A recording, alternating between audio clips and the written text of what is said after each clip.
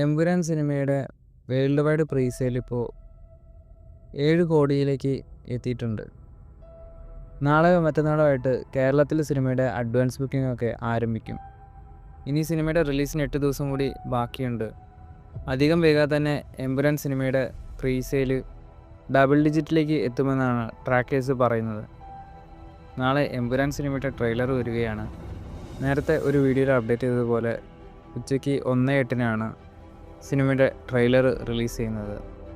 നാളെ വൈകിട്ട് 6 മണിക്ക് പിങ്കി വില്ലയ്ക്ക് വേണ്ടി ലാലേട്ടനും പൃഥ്വിരാജും ഒരു സ്പെഷ്യൽ ഇൻ്റർവ്യൂ കൊടുക്കുന്നുണ്ട്. എമ്പുരാൻ സിനിമയുടെ ഓഫ്ലൈൻ പ്രൊമോഷണൽ ഇവൻറ്റുകൾ നടക്കാൻ പോകുന്ന പ്രധാന ലൊക്കേഷനുകൾ ഏതൊക്കെയാണെന്ന് നോക്കാം. നാളെ മുംബൈയിലാണ് സിനിമയുടെ ട്രെയിലർ ലോഞ്ച് ചെയ്യുന്നത്. ശേഷം ഹൈദരാബാദ്, ബാംഗ്ലൂർ, ചെന്നൈ, തിരുവനന്തപുരം, കൊച്ചി.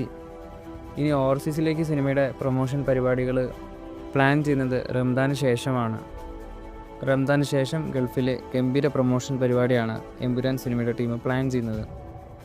നാളെ എമ്പുരാൻ സിനിമയുടെ ട്രെയിലർ കാണാനായിട്ട് നമുക്ക് കാത്തിരിക്കാം.